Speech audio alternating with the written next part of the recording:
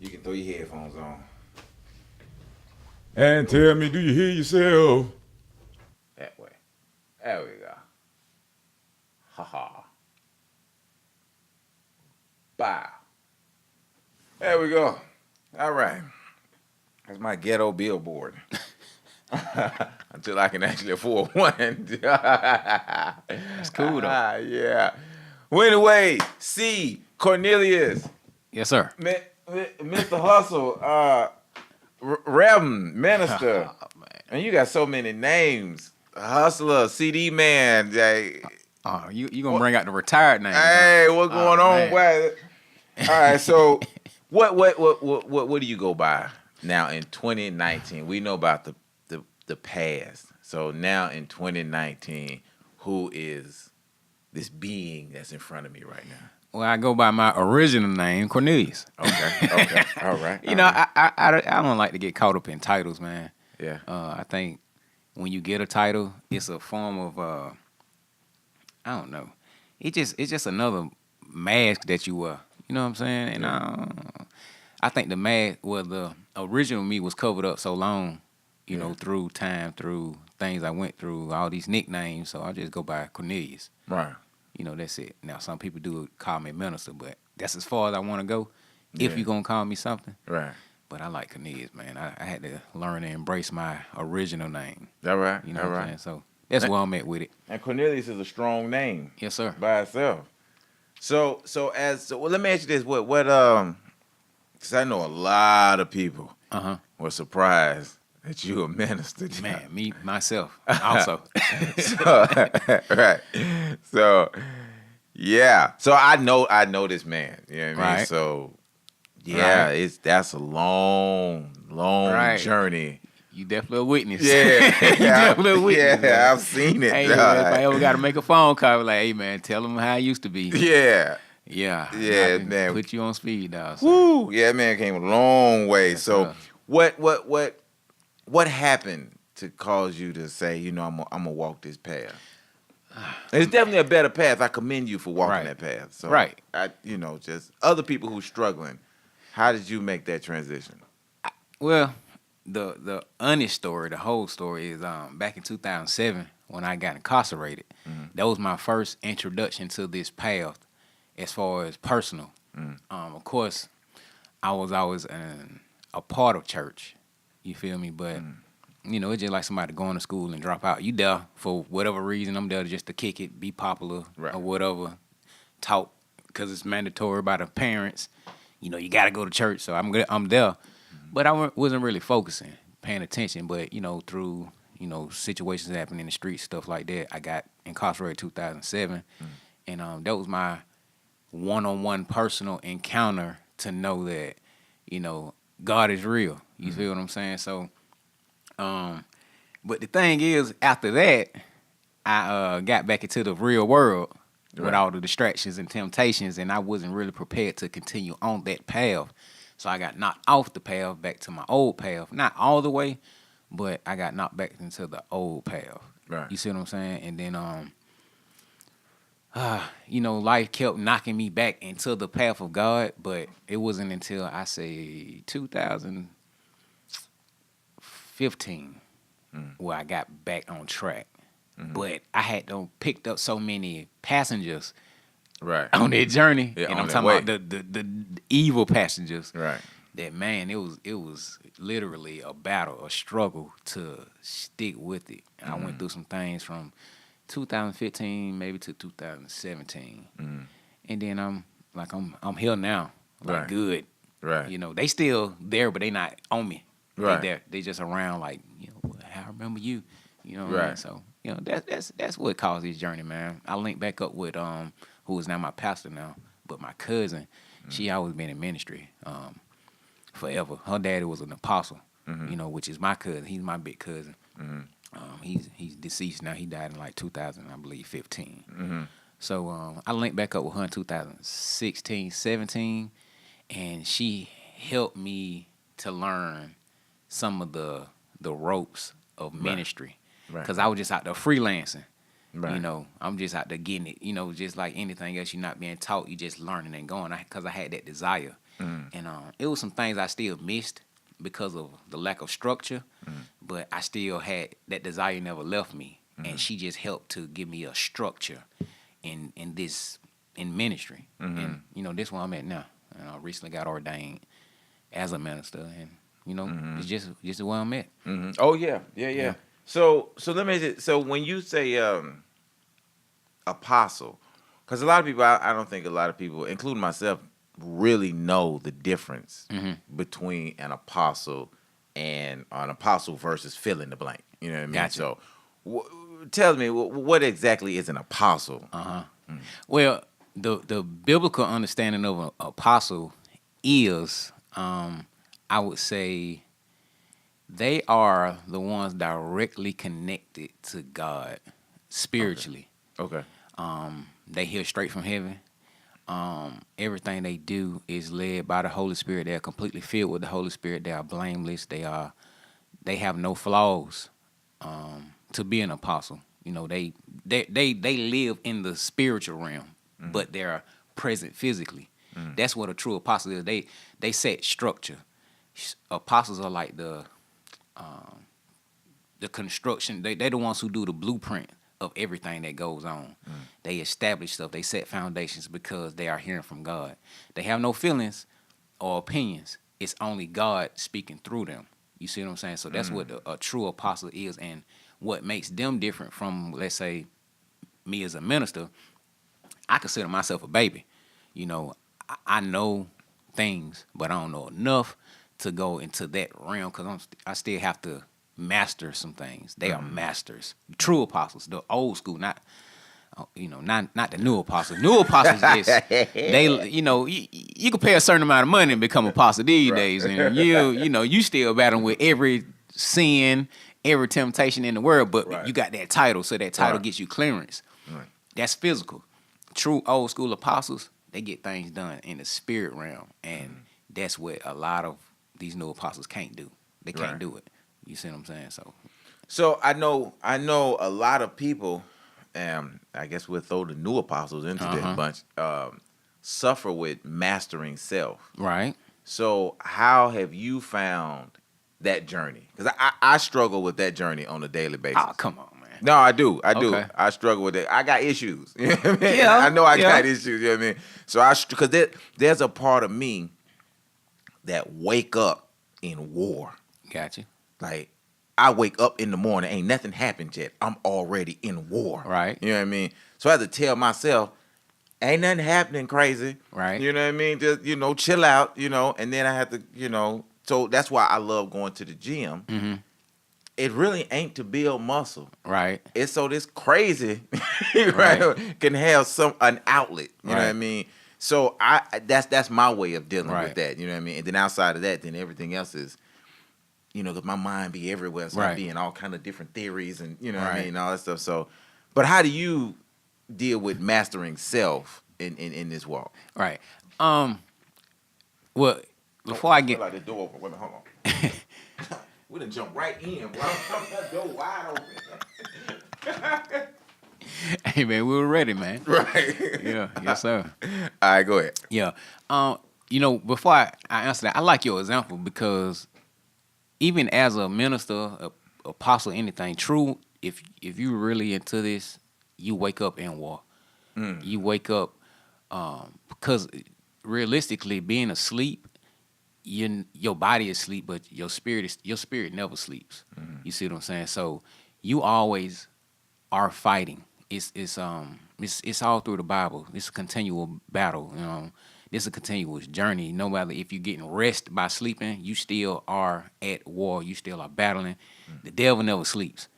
He don't sleep. You don't never see in the Bible it say the devil took a nap, or he went to sleep, or anything like that. He might have went out for a season to come up with a better game plan to come against you, but he don't take breaks. And then he got a team. So even if he take a break, he got demons that so they just tagging in or whatever. So in order for me to prepare to be disciplined, I fast a lot. I adjusted my diet in order to not be tempted with foods, because you have, whether we want to admit it or not, we have a text through food. You know, food does things to you. It affects you mentally. It affects you spiritually, physically. You know, so I make sure my diet is good. I make sure I fast a lot. I make sure I meditate a lot. I make sure I minimize my connections, which means even people who I deal with, if I know you're not on this journey, now I don't necessarily cut you off completely, but I might not deal with you as strongly as I used to, because most people not gonna understand where I'm at, but I understand where you at because I used to be where you at. But you're not where I'm at, so you're not gonna understand. So it's like I know English and Chinese, but you only know English. So I'm only gonna speak to you in English. You see what I'm saying? But if I talk to you in Chinese, you're gonna be looking confused. So I don't talk Chinese. Now I might give you a little bit to show you how to understand Chinese, but we're not gonna have a full-fledged conversation in Chinese. It don't make sense. Right. But the English, certain things that people talk about, I don't really care to talk about it no more. You know what I'm saying? So I minimize everything. I keep myself, you know, I just minimize connections, and that helps me. You know what I'm saying? Because I have battles outside of people that I have to face alone. You know what I'm saying? So when I connect with you, I'm not only deal with my battle, I got to deal with yours too. You see what I'm saying? But I am here to help you if you need help. But if it's just like kicking the bobo, as we used to say, or whatever, can't do it. You know? So you guard yourself. Yeah, definitely. Yeah. Definitely. Yeah, That's what you do. You fighting. Right. Yeah. Right. Yeah. You're in a fight. Yeah. Yeah. Yeah. And I think a lot of people won't, because all right. So it's interesting to me because we talk a lot about the spiritual realm and things that we see out in the world, especially on TV and stuff like that. There's something I've noticed here recently. There's like a surgence of atheism. It's like atheism is the new popular. Right. Everybody's talking about there is no God. And I know D.L. Hughley says, and nothing against D.L., that's my dude. I like D.L. Right. You know what I mean? But Cool. D.L. say the same people who gave you God gave you nigga. You know what I mean? Okay. And he uses that as a way to reason why the authenticity of the God that we serve may or may not be as I don't know, as good for you as a black person. You know what I mean? Because that same person who gave you God also called you a nigga and hung you and all this kind of stuff. You know, so it's just like the other day I was watching American Gods. We talked about that, right? I was watching American Gods. And there's a part where the dead girl is talking to the leprechaun. Right. And she tells the leprechaun that that God is just something that adults made up so that they wouldn't feel guilty or wouldn't feel that this life is the end. Right. Pretty much at the end of this life, once you're dead, you're dead. That's it. Like that's how she felt. That's how she felt. Okay. Like that the reason we came up with God is because we can't deal with the finality of death. You know what I mean? And then the other perspective is God was created by the diocese and others in power to control the masses. Right. You know what I mean? So don't believe in me. I'm not going to do anything to you, but God will. So God sees your sins and God says, whatever. So I don't know, but it seemed like there's a surge, like even in comedy, I know Bill Burr is an atheist. What's the drunk dude from London? You know what I mean? I swear to God, he's drunk every time I see him. But he's always talking about there is no God, and it's I don't know. Anyway, but how do you have you noticed that anyway? Okay, cool. All right, so expound on that, brother. What you think about that? I want to be clear on something. Me too. Hold on, before you answer, Mama, I believe in God. My mama still in College Park, boy. She would slap shit out. Man, look. Hey, Mama, I believe in God. And look, one thing about it, I be honest. Me and my mom talk for hours about everything, every subject, and so she already know my stand on this. Like it's not just something to do. You see what I'm saying? I'm serious about this. But to speak on the atheist movement, it's a theory. This is just how I feel. I believe most people who become atheists are hurt. In some kind of way. Like I said, this is a theory. I haven't really did a survey on like 1,000 people to ask them what happened. But I believe a lot of people are hurt and they had expectations in God and they got disappointed because it didn't go the way they wanted it to go. So now they don't believe in him. You know, just like a friend. Let's say, for instance, I use a hood situation. Hey, man, I'm short on rent. I need some money. I know you got it. Let me get it. You don't get it to me. Now we ain't cool no more. Oh, he ain't real. But he was real before you needed that situation. But Right. because he didn't come through in that situation, now he ain't real. Now he ain't you real see no what I'm more. saying? Right, yeah. So a lot of people, to my understanding, even some of the atheists that I have talked to, somebody died and they was hurt behind the death. And they was like, well, if God was real, why he let them die? And so because he let them die, he can't be real. Because his power should have let them stay alive because I loved them. And if he loved me, he would have let them stay in my life because this is somebody who's important to me. So they lost their individual or something major happened that they just, it was out of their control. And because it's out of their control, the one who's supposed to be in control let it happen. So they say, well, it got to be your fault. And if it's your fault, then I can't believe in you. So they still believe in him. They just don't like him. That's what I feel like atheism is. Right. They still believe in God. They just don't like him to the point where they like, oh, you ain't real. You see what I'm saying? And it's just popular because a lot of people don't understand it's rules and regulations to this. Period. Regardless of your emotions, how you feel, it's rules in this. And most people who get in this never learned the rules, and they jumped in it with the old ways, and their old ways don't work in this. And so they still fail. And so because they still fail, they're like, well, if I failed over here, I might well should have stayed over there. At least I was more comfortable over there. You see what I'm saying? Then even addressing the issue, the point about, you know, the same person who gave you God gave you nigga. I can say that Acts 13. But right, My man. I got to clear that up. You know what I'm saying? I still say it sometimes. I work and pray for me. But it's like we get stuck at that moment in history. You see what I'm saying? Now, this is just me talking. A lot of people want to address this, but I say this. God didn't start at slavery, period.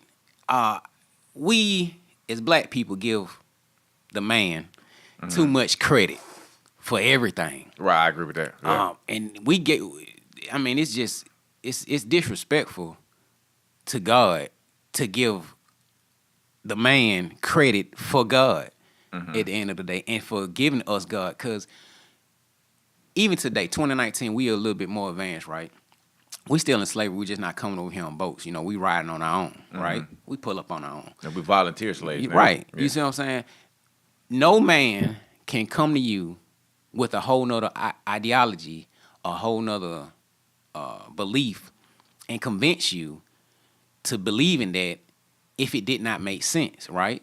It's not, you're not going to introduce me to something that I never heard of and make it make sense to the point where I believe it this long. So I feel like, well, I know, according even biblically speaking, God existed and was believed by us before slavery. What happened was we got off of the requirements that God had for us, and because of that, we got punished. Now, because we got punished, now who controls us is the man, because it was just free game. You know, it's like prison. Like, it's rules out here in the world. If you break those rules, you go to jail. Period. Now, instead of your mom being the one who provide for you or your daddy, it's the warden. You see what I'm saying? Now he in control of what you do. Now you can still buck. You see what I'm saying? But after a certain amount of time in jail, you're gonna adapt to those ways. Yeah, and it's rules in jail. It's rules in jail. Yeah. So your whole free world rules change from your now incarcerated rules, and you're gonna adapt to those rules. And it's the same way with God. I think they restructured the approach with God through slavery, but the God of the Bible existed before slavery. Black people always had it embedded in our DNA who God really was. Yahweh, the creator, you know, through his son, Jesus Christ. I just want to make that clear, because we can say God is generally speaking, but I want to be specific of who we talking about. So, you know, because of that, man, nobody wants to be accountable for their actions. You see what I'm saying?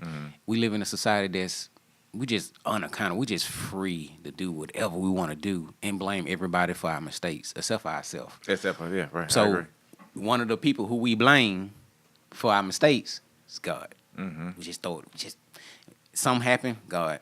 Some good happened, God. Some bad happened, God. My rights, my wrong, God. You know, you just throw it off on God. Nobody wants to be Take a man, responsibility. be responsible. You know what I'm saying? So that's where it came from. That the same one who it didn't start there. Right. It didn't. You have to read the Bible beyond slavery. You Right. have to understand the Bible or God beyond slavery. That's out, and only thing we're doing is repeating a story. Right. Yeah. We're just passing down the same story, so everybody gonna feel the same way about God because they passing down the same story. It's like gossip. You ever had somebody who you met, and before you met them, you heard all this bad stuff about them, but when you met them, you're like, man, you cooler than I heard about. Right. It's like that with God to me. Right. My personal experience, like I heard all this bad stuff because I didn't always walk this path. I'm gonna be clear about that. I tried other things. I did go into other avenues of worship and checking out this religion and this faith and this belief.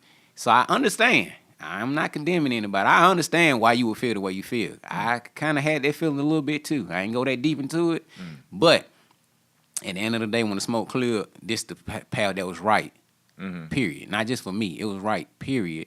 And I learned it's a certain way that you have to go about this for it to work. That's it.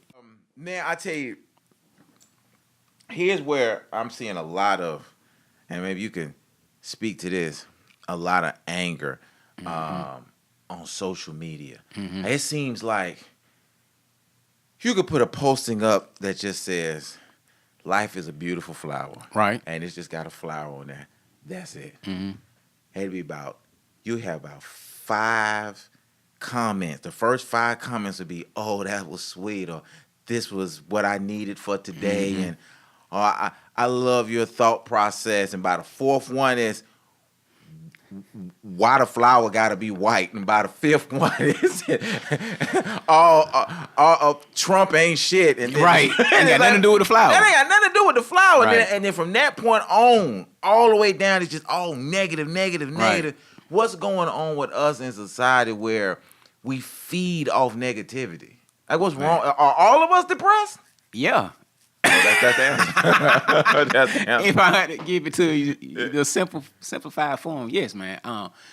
You know, it's so many layers to this, man.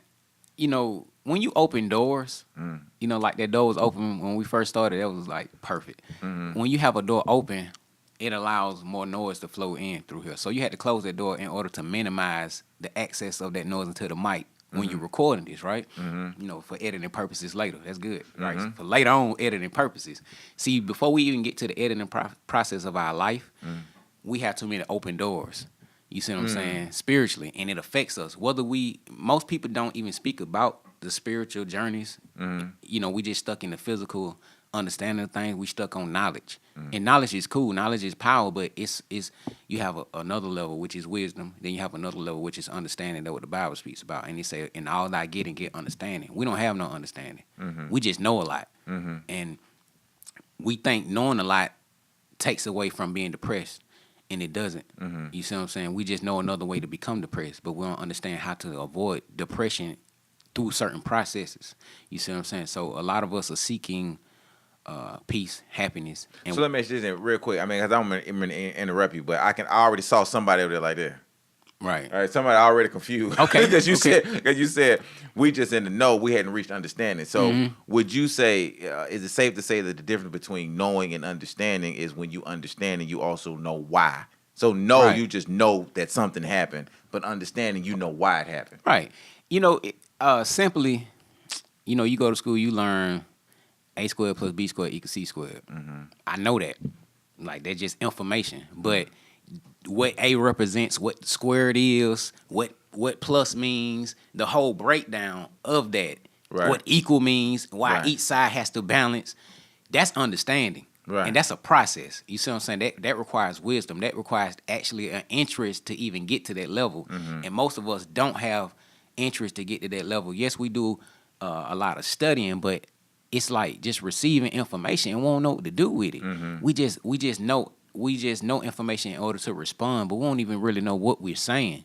You see what I'm saying? So I tell you, well, funny, that remind me of when we was little and you use a big word and it'll be some smart ass girl say spell it. spell it. Right. And you don't know how to spell And it. you don't know how to spell it. And really, you don't know what it means. It sounded good in that moment. Right. That's how it is. Like a lot of us, you know, we a lot of stuff is off hearsay. You know, Right. we like I said, we pass down stories, we pass down information from somebody else. Even the slavery thing, that's somebody else's feelings. Right. And those feelings were so strong that they convinced somebody else that it's correct. So if you convince me that it's correct, I'm just believing in what you say. And so this is how I feel now. So I passed that down, and we just continue to pass it down, and nobody ever said, what does this mean, really? Right. I can say it, and I can say it to the point of how you said it, but I really don't even know why I feel this way. I don't even know why you felt that way, and nobody ever cares because it sound good. Most of the time we go off what sound good, look good, maybe even feel good, not even not even understanding the effects of what we say, feel, think, or nothing like that. We don't really care about the results. We just care about the moment. Right. You see what I'm saying? So, you know, that's where it keeps us at with this type of approach in life. You know, this type of approach with things. People are angry because of this, because they're missing so much. It's so much. It's such a big void that has to be filled, and it's trying to be filled with the wrong things. You know. So what's what I'm the saying? right things for a person's life to be filled with?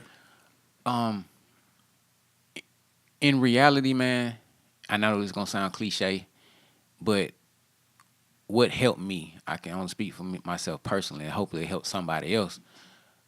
What helped me get to a point where I'm at peace, get to a point where I'm full of joy, happiness, no matter what, is everything was taken away from me, and then I had to only have God, and then when I understood who He was, and everything was returned back, they had no value. So the value was in God, and once you get a personal relationship with Him, He can't be taken away because nothing can touch God. But you could take away my car, you could take away my house, you could take away family, you could take away all that, but you can't take away God. And as long as I have God, I had peace because it comes from Him, and I depended on Him for that. You see what I'm saying? And my codependency on these things that can be taken away was I cut that off. You feel what I'm saying? So whether it's here, whether it's not, it doesn't have a value. Those certain things, people, whatever, it doesn't have a value. But my value forever, eternally, is God, and so that kept me happy. But going back to the beginning, if we don't believe in God, and we have beef with God, and that's the true peace, love, joy, happiness that we should seek, how you gonna be happy? Right. You see what I'm saying? Everything that's happiness is for a moment. You see what I'm saying? Date a girl for a year or two. She brought me peace and happiness for a year or two, but then she left me. So now that's gone. It's gone. You see what I'm saying? You can replace her, but now I got to start over and build that up. You see what I'm saying? And then a lot of people, unfortunately, I can speak on this. We go to drinking and we go to drugs in order to find that peace or joy or whatever the case may be, or to suppress anger, frustration, depression, and you have to continue to increase because you know your body naturally adapts to things. So what used to make it work don't make it work no more. So you have to up the usage, and that's momentarily. You never find the end game of seeking peace or finding joy, love, or whatever the case may be. And at the end of the day, it's God. Realistically, God, but the enemy and the workers of the enemy, which is people, people who do what the devil wants us to do, we guard what really God represents. And even bringing in the Bible, it speaks about it. When Jesus' biggest issue was against the Pharisees, the scribes, because they knew the Bible, but they wasn't living it. You see what I'm saying? But what they would do was they would hold the law against everybody who was breaking it, but themselves. So that made them hypocrites. He was strongly against hypocrites, and hypocrites was the ones who had the knowledge, but they didn't understand what to do with it. But they knew. You see what I'm saying? They knew what to do. They did not do it. And I think that's a big difference between knowledge and understanding. You know what to do with it. I just know information, and I can tell you. But if I'm not doing it, what that don't make sense. Right. But anyway, back to Christ. So Christ used to jump down their throat. I know we speak about the peace, love, and rainbows and Skittles, Christ, but he really was a gangster. Yeah. For real. Yeah. If you really read it on your own, you know, Christ was out there by himself, but that's another story. But he said something that was so powerful. He was a rebel. He was a rebel, right? He stood for what he knew and what he understood. You see what I'm saying? Because it was in him. Because, anyway. But he said something that was so, profound to me. He was like, you guard the door basically to access heaven and you yourself not getting in. So a lot of people stop people from accessing God and they don't know him themselves. They never had a personal relationship with him or the correct relationship with him, which is not to treat God like a sugar daddy. You know, a lot of us treat God like he's a genie, like we rub on him, and he just answers all to do everything we want to do, and he just supply all our needs, and we ain't got to do nothing. Right. But just ask for it. That's a lie. That's a biggest lie. Right. And we don't know him till we need him. Right. We don't know. We don't call him. We don't holler. We don't pray to him. We don't fast. We don't do none of that until we need him or until we're in a desperate situation, and he'll show up. But after a while, we have to understand, just like anybody else, people gonna recognize when you're playing them. And people gonna recognize when you're using them. You see what I'm saying? And after a while, now he does have grace and mercy. He does extend that for you. But just be real.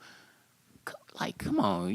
How long do you have to keep using me? Right. And you never do what I ask you to do. Right. So eventually, the punishment's gonna come. And that's the part where when the punishment come, we get mad. And won't like God no more.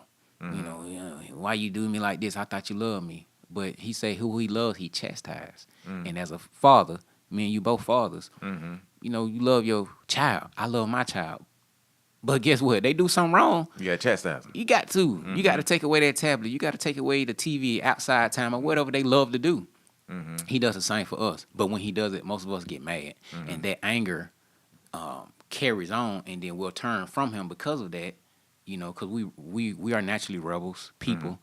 And then we want to do things on our own. And we were like, well, I don't need you no more. You know what I'm saying? Because I just do it because I want it. I want what I want, and you ain't give me what I want.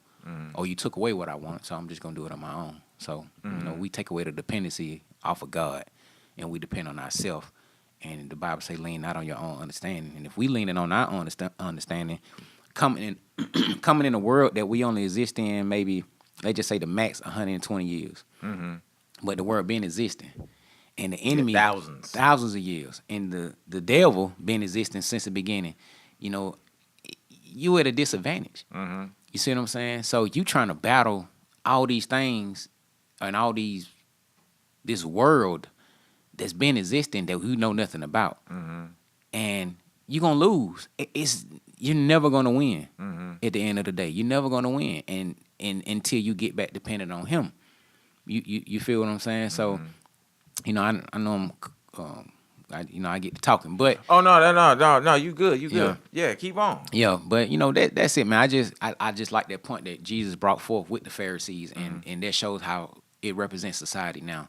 A lot of people know, and a lot of people feel, and based upon their feelings, they'll push people away from finding out the truth because of how they felt about their experience with trying to find the truth, and they might have went about it the wrong way. Like a person starting a business, they try to start a business, they fail, and then you're about to start the same business but a different way, and they be like, "Oh, it ain't gonna work." And if you take that, you'll stop your $1 million business because of their failure. Yeah. But they won't ever tell you, "Hey, man, instead of going hard 12, 15 hours a day, because now it's on me completely, man, I only did like 2-3 hours, and I only did 2-3 days, and it didn't work." Right. They don't say that part. They're just like, man, I tried it, didn't work. But you was ready to go hard. Right. You was going to do the 12, 15. You was going to do that. Yeah. You see what I'm saying? And it's the same way with God. Business, God. Go hard for him. Yeah. I'm going to tell you, it's funny because I can see in one scenario where people will ultimately blame God for it when you can see that it's clearly our fault. Right. Right now, what we're doing with technology and destroying the environment. Right. So when we get to the point to where global warming has made Earth less than optimum for humans to live on, then we'll say, oh, it's God. God is in spite of us. God is punishing us. God ain't punishing you. Right. You did this. Correct. You know what I mean? Like he put we know the cycle of life. We know how carbon is transferred and the trees and what the trees do for oxygen. And like we know the whole cycle. Right. Right, to supply us with a good amount of quality air. We know what it is. But instead we keep tearing down the trees. Right. We're putting up highways. We're using tar. Right. We're using fossil fuels. Right? We know that this stuff is killing us. Right. For example, we want to get rid of cancer. Don't smoke cigarettes. Right. So why you still selling cigarettes? Like, why not just take cigarettes out the store? If you don't want us smoking, you don't want to smoke cigarettes, we know for a fact, it's on the goddamn label. It is. Says, you know what I mean? It will cause cancer. If we know it'll cause cancer and you don't want us to have cancer, then why sell this to us? Right. Why not just take it out the store? Right. I guess that's God's fault, right? It is. Yeah, that's God's fault. That's what they're gonna say. Right. So God should have came into Quick Trip and BP and all these other gas stations and took all the cigarettes out and float back into the heavens, right? That's another misconception about God too. I think my pastor used it a lot, and I think because her daddy used it a lot. Like people who want to stop drinking or stop smoking, they think God gonna come out the sky and slap the cigarette out their hand or knock the beer out their hand. Right. He don't work like that. Right. What he does is, if you are willing to stop, he'll give you the power to stop. Right. You see what I'm saying? If you say, I can't do this because I've tried, I need help, then he'll give you that help. But you have to make that first step. Everything in the Bible requires man to act first. Then God will act. Because at the end of the day, God can do it. You see what I'm saying? But he wants to see that you trust him in being able to do it. You see what I'm saying? And a lot of us, maybe pride, and I know it speaks about the three vices of lust of the eye, lust of the flesh, and the pride of life. And a lot of us get stuck in pride because, we may have grown up independent, and that's fine. 'Cause I struggle with that. Growing up independent and coming to dependent on God, like I had to adapt to that. Like for real, growing up so wise and so intelligent and, learning how to survive. I always had a survival mentality. And so not understanding what grace and mercy was at that moment, I survived off of wit, intelligence, and figuring it out. And what's that called when you just know something? Intuition. Intuition. All that. You survive off all of that. And then you come into a world where you find out that it wasn't just you, it was God helping you too. He the one who gave you that feeling that say, hey man, don't go over there today.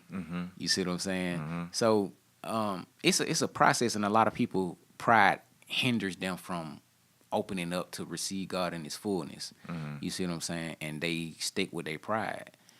And that's, I say 80% of our struggle. I'm not a person in statistics. I don't study that. But if I had to guess, I say 80% of people's issues in this journey is pride.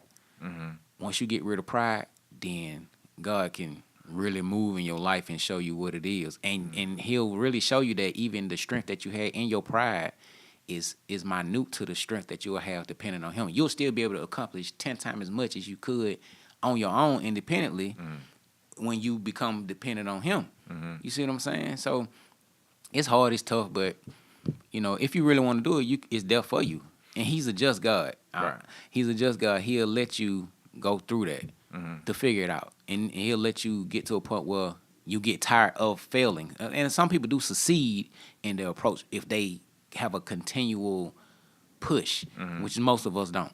They're just realistic. And a lot of us don't have that 24/7, 365 drive. We might have a seasonal drive, but then when you're in the off season, what you gonna do?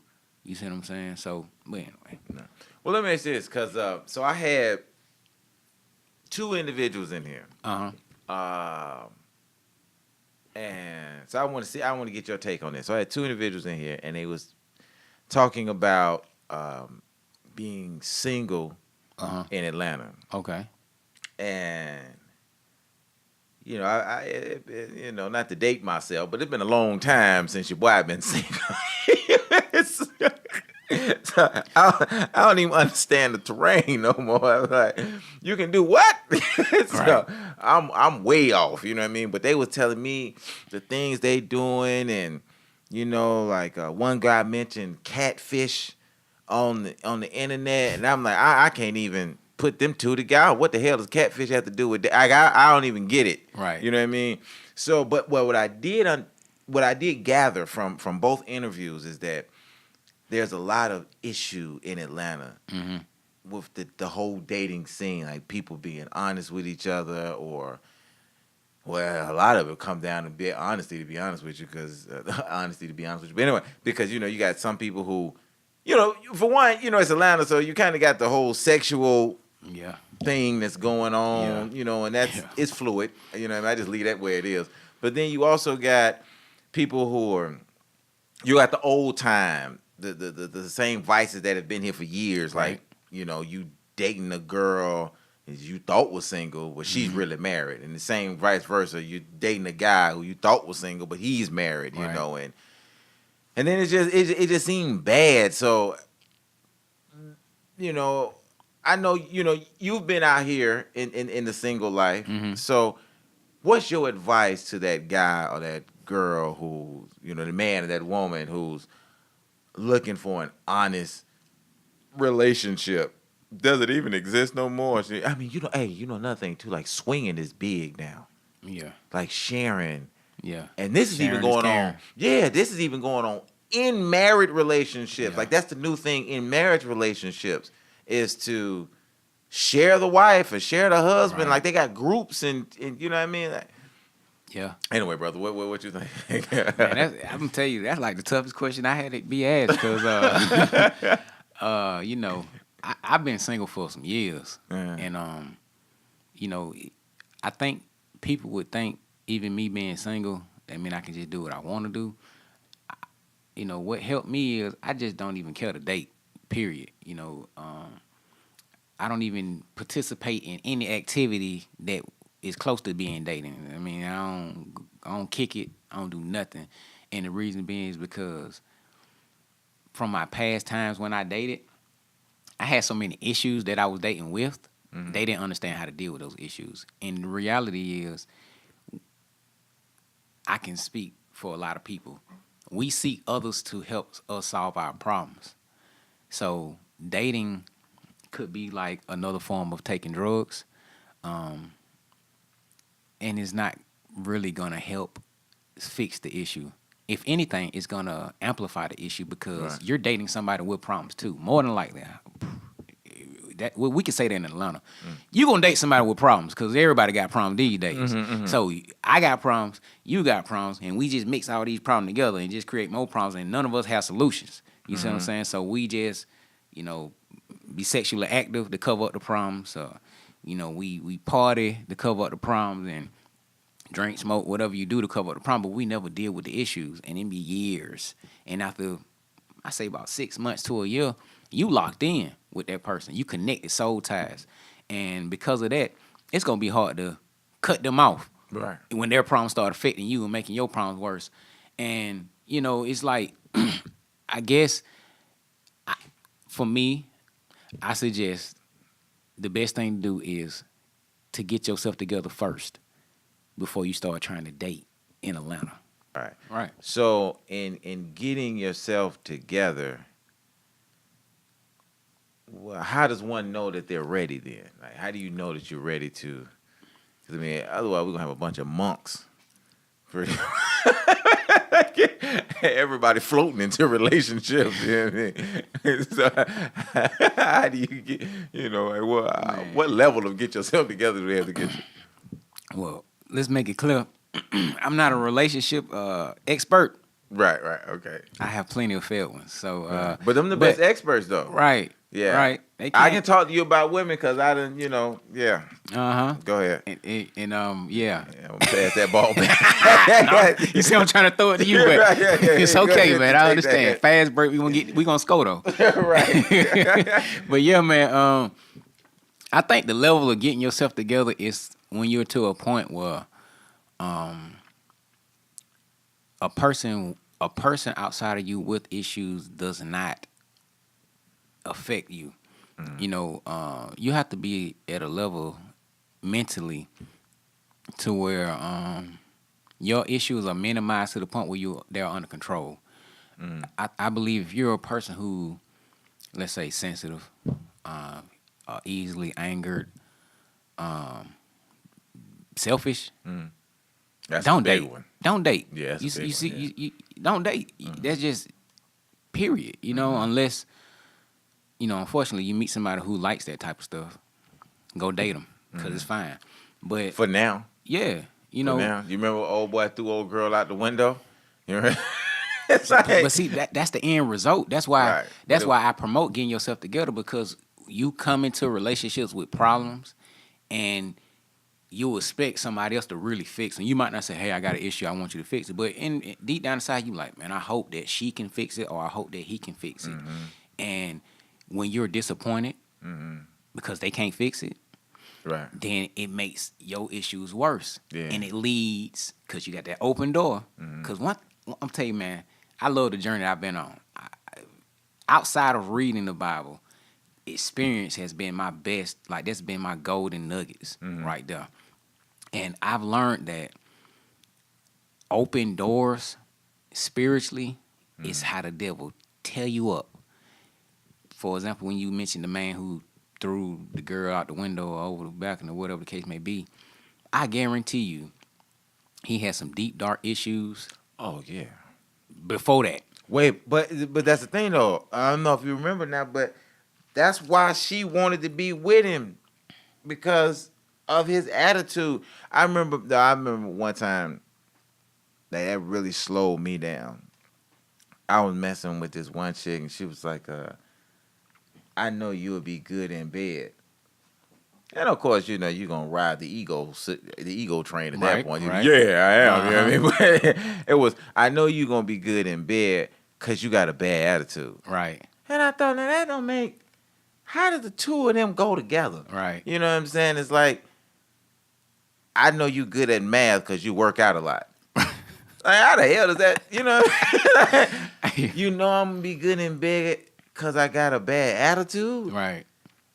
I said, man, you know what? I must be dealing with some sick women. Yeah. You know what I'm saying? Like, I didn't take it as, yeah, you're right. You know what I mean? I looked at it as, yo, I got some problems. Right. And I'm attracting people with problems. And that's exactly what I was gonna say. Yeah, The I need to attraction get the part. hell on. I'm The attracting attraction some part. crazy shit. Right. Because I'm on some crazy shit. So I'm attracting that. Right. You know what I mean? So, Right. yeah. But you're right, though. Yeah. Yeah. He had some serious issues. Yeah. Yeah. And I'm gonna say something quick. As a minister, man, I like this discussion because most people in my position probably wouldn't talk about this type of stuff. You Right. know what I'm saying? And they would have like certain requirements, the way certain questions, certain things that said. I think we get off track so focused on that title. That's why I really started off like, right. they're just whatever. I'm a servant at the end of the day. Minister means servant. So at the end of the day, I have to serve you in whatever capacity you are on. I have to meet you where you're at. But what you have going on inside of you is your spirit is a magnet.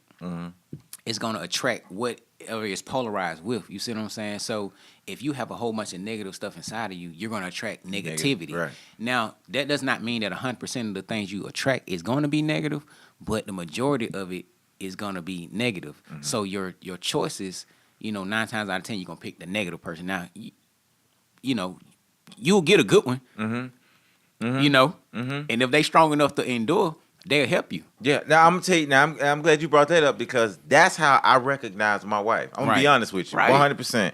And I will give her credit on this. I recognize my wife because I was dating.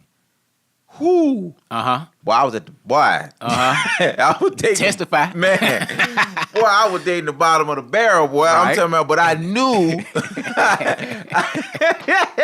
I knew the whole time. I was like, yo, I'm not going to be with none of y'all for real. Right, You know what I mean? I'm just, enjoying the time. Like the old folks say, sowing your oats. You know what I Right. mean? I'm just sowing my oats, but I'm not planting my anchor nowhere around Right. here. You know what I mean? And then when she came about, it was, hey, wait a minute. Right.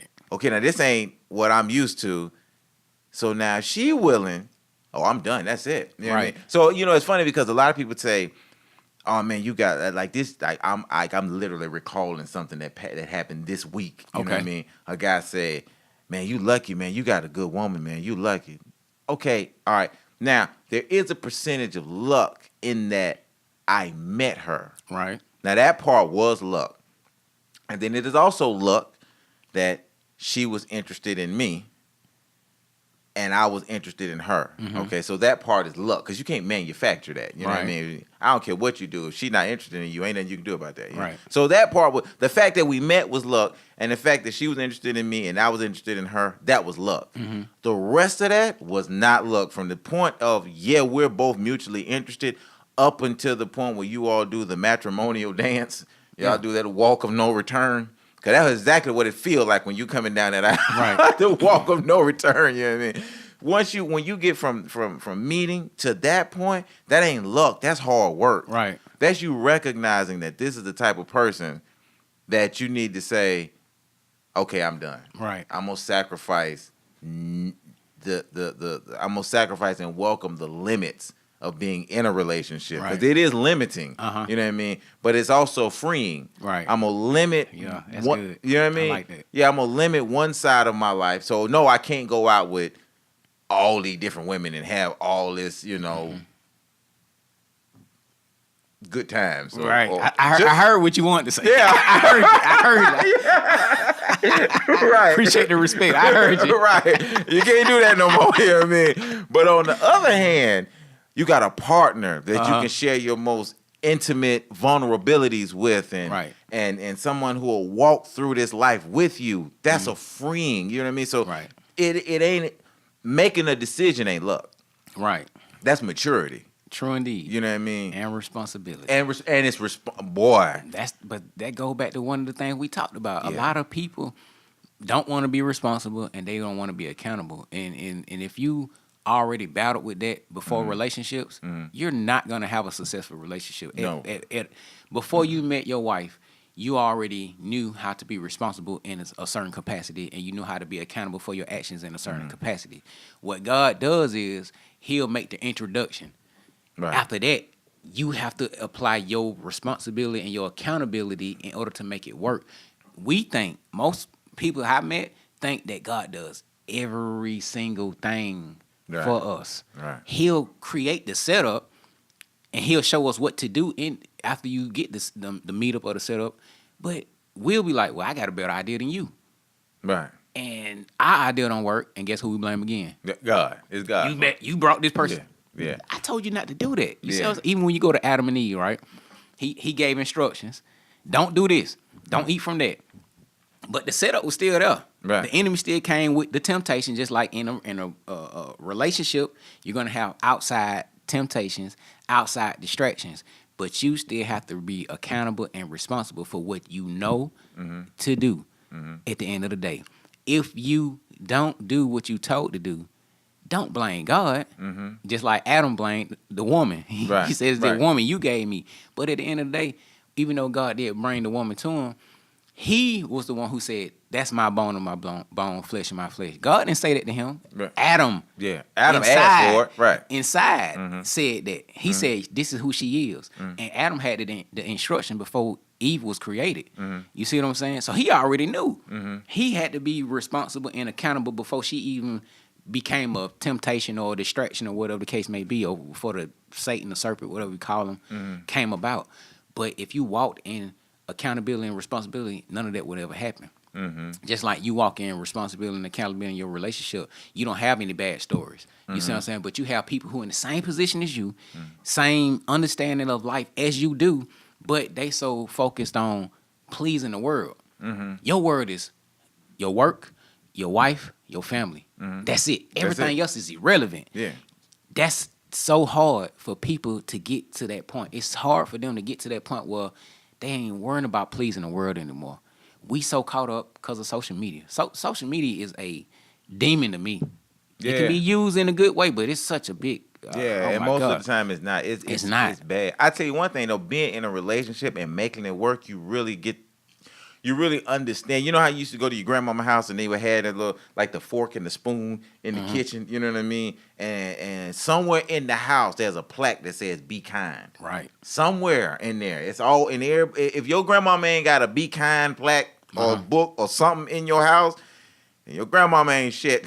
Okay. I ain't gonna say amen to that, but okay. Okay. Every grandmama got to be kind somewhere in there somewhere. But you realize why you got to, because that's really what a relationship is about. It's about being kind. It's not about, it's not the stuff you see in Tyler Perry movies. Right. That wasn't no shot at Tyler Perry. Tyler Perry making money, you know what I mean? So, it's not about that. It's just, a real relationship is not about you bringing home flowers every day. Right. It's not about the candy every day. Right. It's not about none of that stuff. It's about you listening to your mate when they're talking about stuff that you don't want to hear about. Right. You know what I mean? And instead of you showing that face of, oh, we should get the hell on. Right. You know what I mean? You being kind. Uh-huh. You pretending that you interested in it. It's just the truth, you know what I mean? Because I'm never interested in reality TV.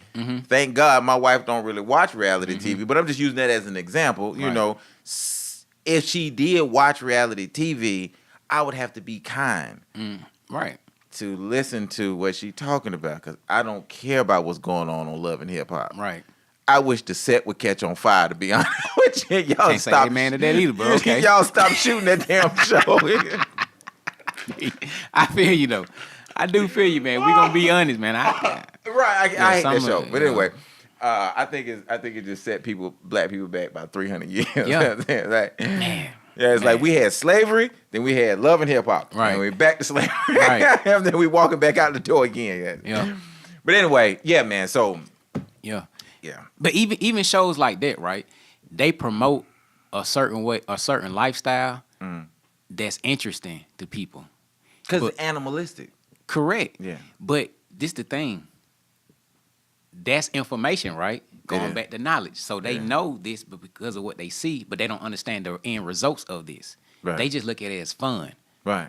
So when they go do it, they forget about the hurt, the pain, and all the other stuff. Yeah. You see what I'm saying? Yeah. And so they go back to blaming who? Yeah. Go God. go back to blaming God. Go back to blaming God. Yeah. That's like the Yeah, like I say. People don't. I tell you this, dog. People don't look at how many people that were on reality TV shows that have killed themselves. Right. Suicide, dog. Right. People don't like, you just look at it and you laugh and joke about it, but people have literally killed themselves on that. Wait a minute, hold on. All right, this about to die.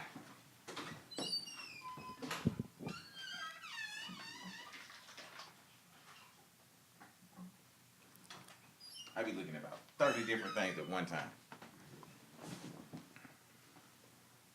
Oh, come on, catch it before it die. That's another thing to catch on all this damn technology. All right. We saved it. Yeah. Anyway, okay, yeah. So there's a lot of reality TV people that have died, and that kindness that we spoke about also goes beyond the church. Because you remember what was that pastor name? The female. Remember her and her husband was fighting in was it the World Congress Center down? Juanita Bynum. Okay. You remember that? Yeah, I heard about it. I'm getting him in all kind of trouble. Hey man, luckily I'm at the bottom, man. So, they gonna be like, "We do not go on the Earth Web show." You can't knock me down. I'm already at the bottom, man. This only bring me up. Yeah, but her and her husband went through. I said that way. You don't have to say it. You know what I mean? But, It's cool. I don't mind, man. Yeah, okay. One thing about me, I'm not scared to address the Right. issues that most ministers or pastors don't want to talk about. And it don't bother me. I think you should talk about everything. Right. Yeah. And they should respect. If we got to respect how you feel, respect how we feel according to our basics. Yeah. And I tell you this, I respect her holistically. You know what I mean? Because it seems like, I don't know the whole story. Now, I'll say that straight up. I don't know the whole story. Right. So I don't know if the rumor is he put his hands on her. Okay. You know what I mean? And not in a loving way. You know what I Okay. mean? Whether he did that or not, I don't know. Uh-huh. You know what I'm saying? But I do know that the police was involved. Okay. You know what I'm saying? Because of the situation. And she came out and she spoke about it. She didn't deny it, and it seemed like she moved forward from that. You know what I mean? So I've always liked Juanita Bynum. She always has seemed like an authentic person to me.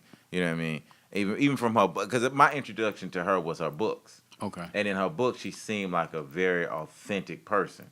You know what I'm saying? And that's a hard thing to deal with when, at least from my experience, I don't know, but I do know this. And I've never been a minister, but I know that when people have problems, they go to one of a few people. If you got enough money, you go to a psychiatrist. Okay. So that's gonna shave off a large percentage of black people. Right. So so black people are going to their ministers. Right. So then the minister not only has to deal with their issues and then the congregation as a whole, but then you have to deal with the congregation in individuals. So everybody bring their issues to the ministers and the pastors. And it wasn't until I got older I realized why the head pastor, if you will, got so many other ministers that work under him.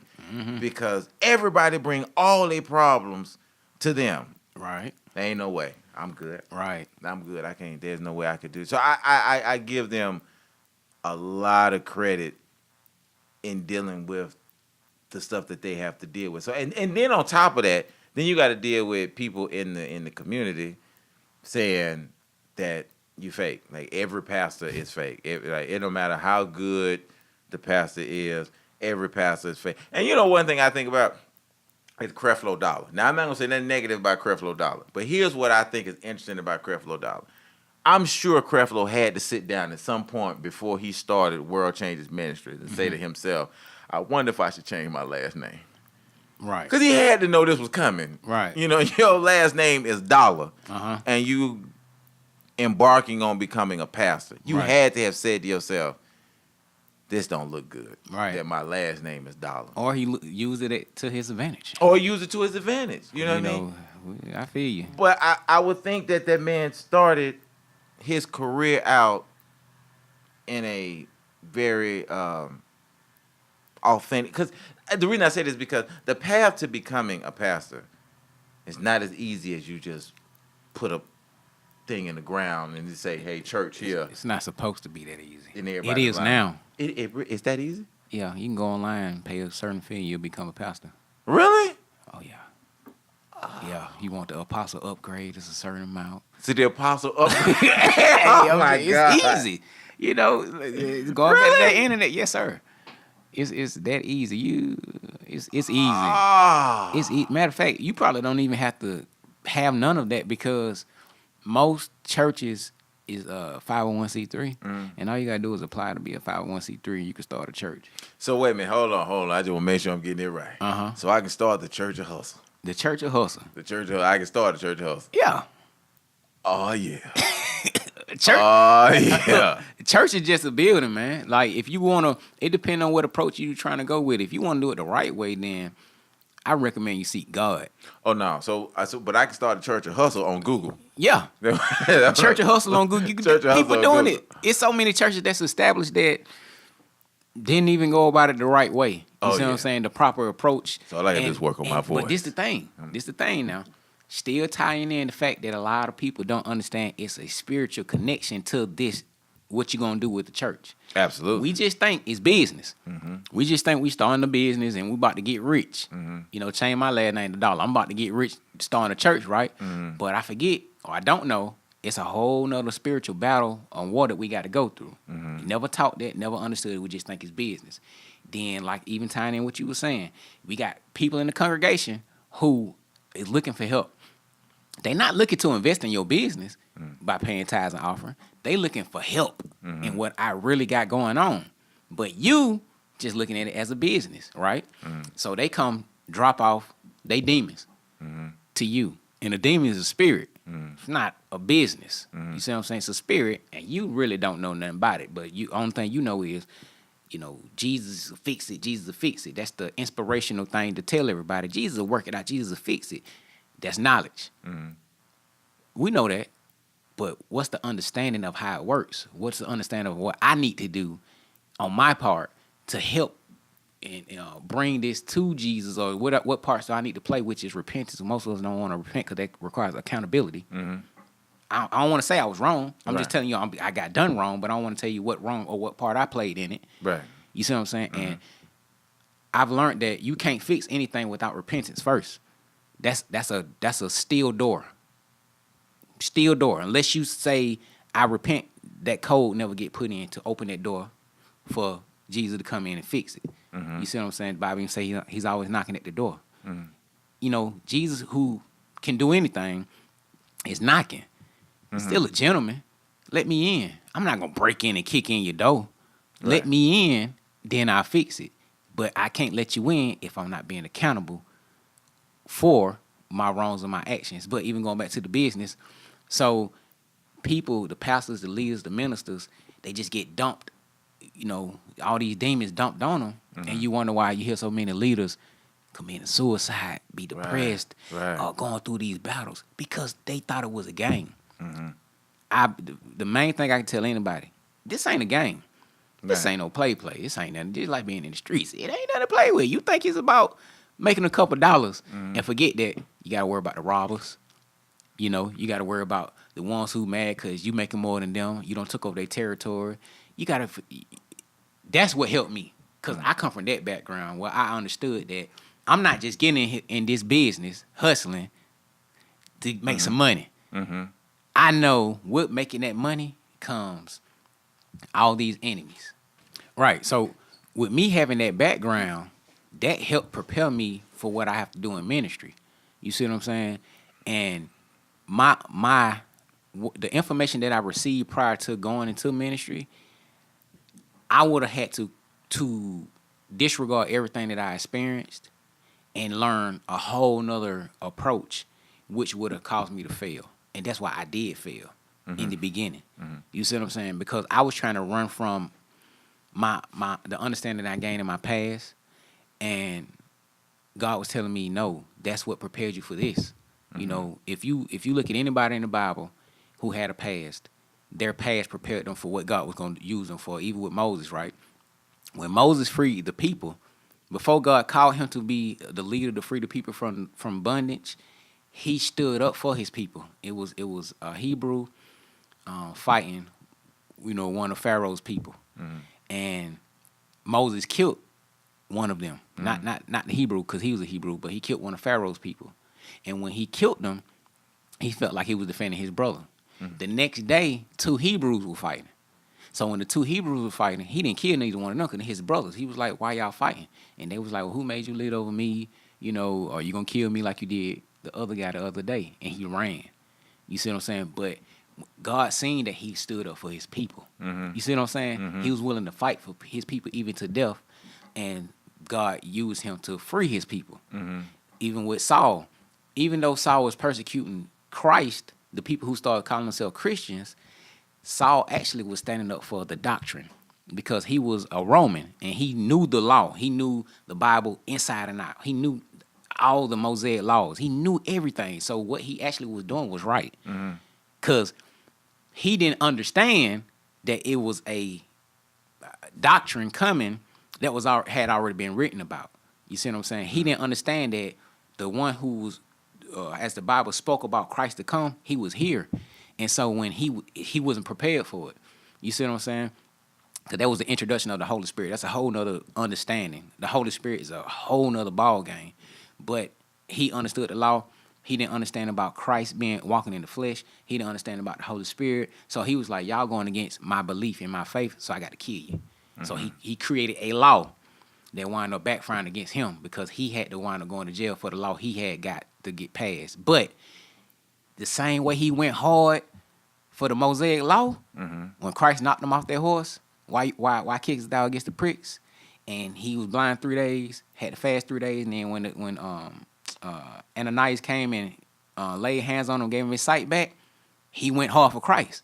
You see what I'm saying? He didn't become a whole nother different person that he never experienced before. He just stopped doing the wrong thing and started going hard doing the right thing.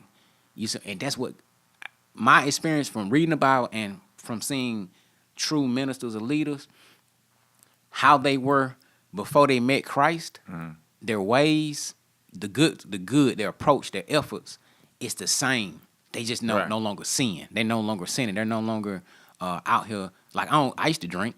You see what I'm saying? I don't drink no more. I used to smoke. I don't smoke no more. I used to cuss. I don't cuss no more. I could be around cussers. It don't affect me no more. And maybe 2 years ago, man, you would be cussing. Right. You see what I'm saying? Right. Now Right. I don't cuss, and it ain't even like I gotta think about not cussing. I just don't cuss. It's gone from me. Right. I don't have to think about, man, I don't need to drink today. It's gone from me. The desire is gone because God took it away because I said I don't want that no more. Right. You feel what I'm saying? Right. But the process when he cleans you up is he just converts you into the original you before all that stuff became in you. Because we weren't born cussing. We weren't born drinking. They didn't give you a bottle of liquor. They gave you a bottle of Infamil. You see what I'm saying? That was your nourishment. You had to learn how to drink and learn how to do all these things or whatever the case may be. So you wasn't naturally that. So what God really does is take you back to your natural form before the world put his hands on you. And you know what? I just feel this part right here. Like I feel like I need to say this. Like somebody out there would hear this. When they watch this portion of the podcast, somebody will feel like, well, you used to drink or you used to smoke, and so if you ever were to fall back and curse again, then that means, oh, you fake. You ain't really walking for God because you failed and you cursed again, or you failed and you drunk again, or you failed and you smoked again. You see what I'm saying? And so I don't know why, but I just feel like I should say right now for somebody who may watch this right now that's bullshit. Right. You know what I mean? Like, okay. Me and you been knowing each other. Right. We used to curse together. I still curse. Okay. You feel me? It's like Charles Mooney saying nigga make my teeth white. You know what I mean? Like, so I still curse. You see what I'm saying? But just because you do or you don't has nothing to do with whether or not you are on or have fallen off a horse for God. You see what I'm saying? Right. That it's like that's what society wants you. It's like the fact that you stopped. Like I remember when you completely stopped. Whereas I just got on my 30-day challenge to stop smoking last month. Like when this podcast, that's what started this podcast, was me to stop smoking the 30-day, my 30-day challenge. So I just stopped that. But if I start back smoking today, I'm not more or less who I am as an individual, right? Because I started to smoke a cigarette again or stop smoking a cigarette again. It's like people got to let society go. You know what I'm saying? And don't stop letting other people tell you what your faith is, right? In whatever it is, right? You know what I'm saying? I don't know. I just felt like that was good. That was good. You brought that out because I think us as the body do that. Even people who don't believe in God or Christ, they're ready to slander you if you backslide or fall off. Right. And even the Bible, Jesus spoke saying he's married to the backslider. So that right there clears it up. Marriage, we know, is till death do you part. So he's continually married to you, even though you backslide and you might have stopped cussing and start cussing again, or you might have practiced abstinence and you wind up slipping up. He do still claim you, and you still are married to him, or he's still married to you. But see, this the thing. You have grace to cover your shortcomings, right? But even Paul said, and I'm not the one who knows the scripture inside and out, but he spoke about, because of grace, do you have basically the right to continue to sinning?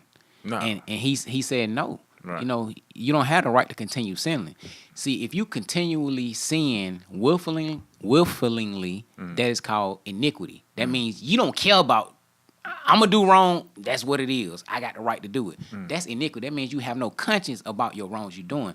Sinning means I made a mistake and I repented for it. I'm not going to do it no more. That's what David did. David sinned against God and he repented every time he sinned. You see what I'm saying? Because he had a conscience, he had a heart for God, and he knew if I do wrong, it's going to make you, it's going to hurt you. So I made a mistake and hurt you, and I'm sorry for it. But I'm not going to hurt you in this manner no more. even though other temptations may come up that I may not be experienced in. You see what I'm saying? Because the devil does take advantage of your ignorance. You know, he say the Bible says we perish for the lack of knowledge.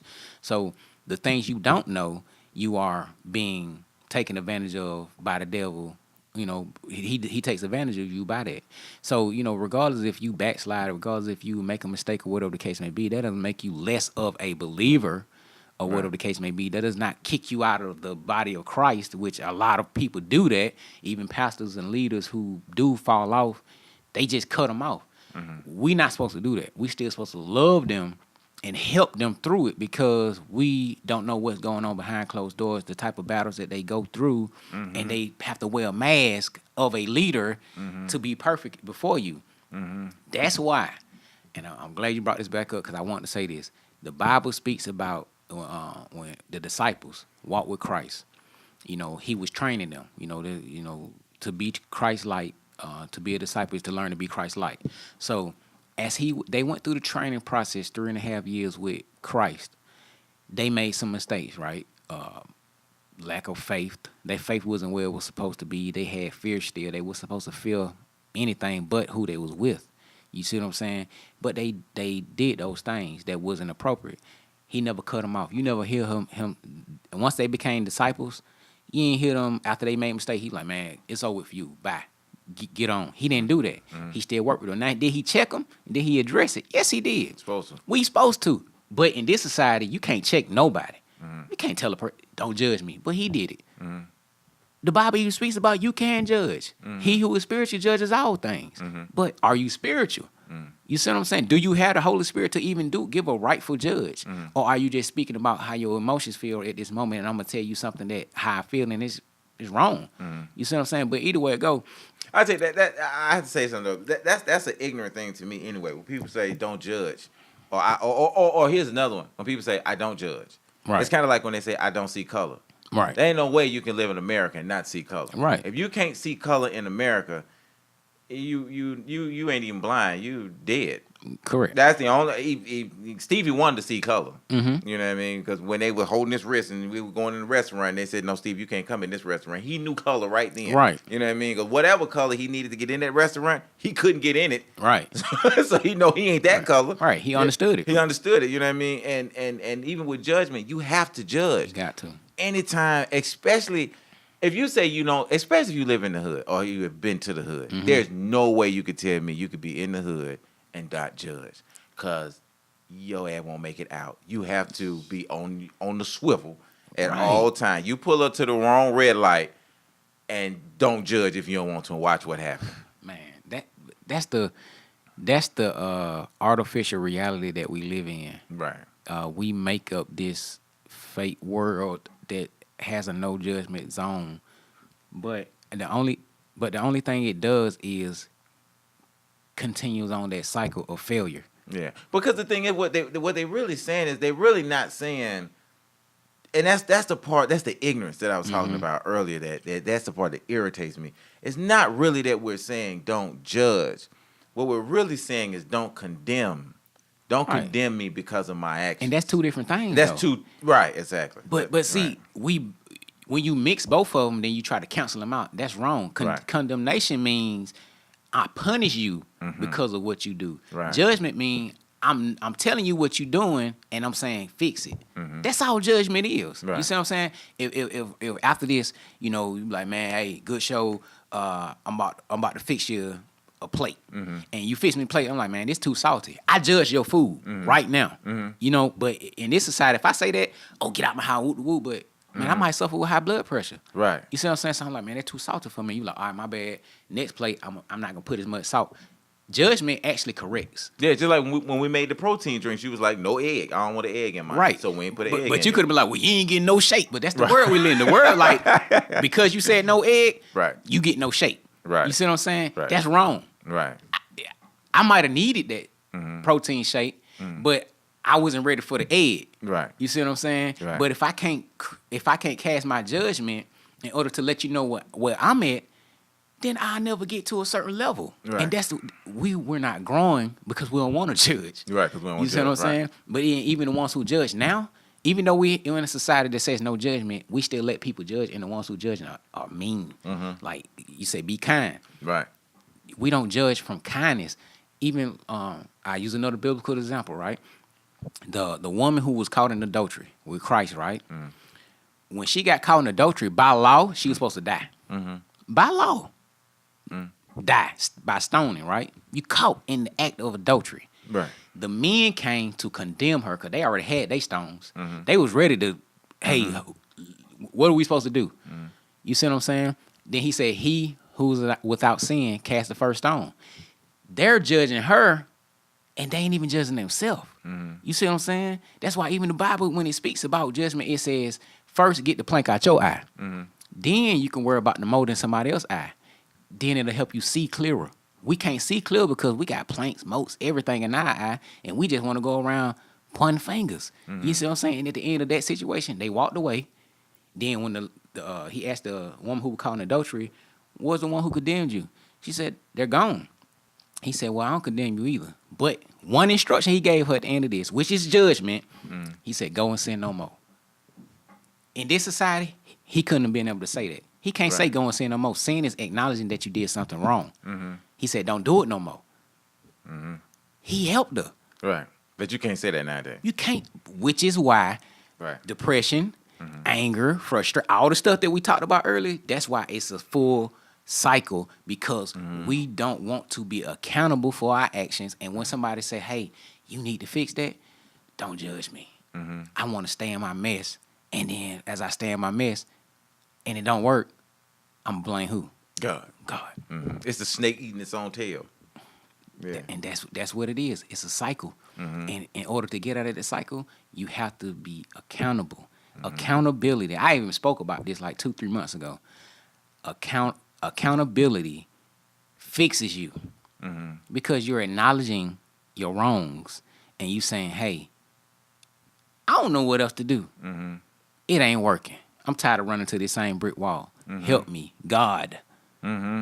Help me, Jesus. And then when he see that you authentically mean that, he'll come right in. Yeah.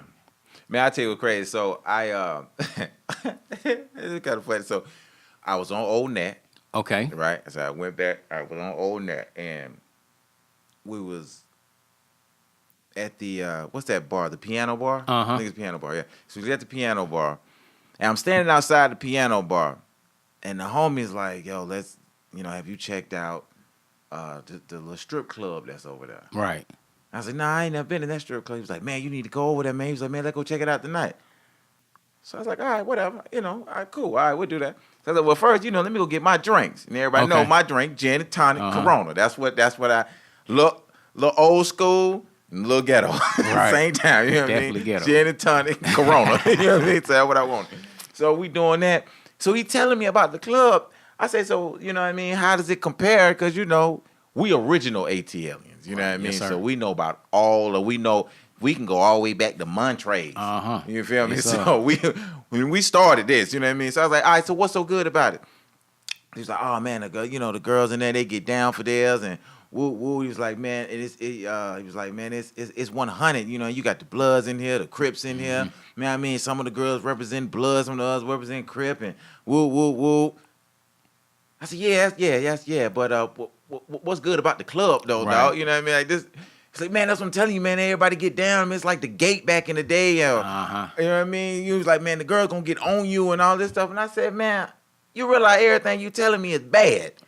Like, ain't nothing good about going to this club. It sounds like there's a good chance I can go in here and it's gonna be a battle between the Bloods and Crips over a female who ain't none of us got nothing to do with. And then it's the type of spot that's like the gate, which means we liable to start shooting and fighting inside the club. In the club. Right. So why am I going in there again? And I'm going to pay you to go in a death trap.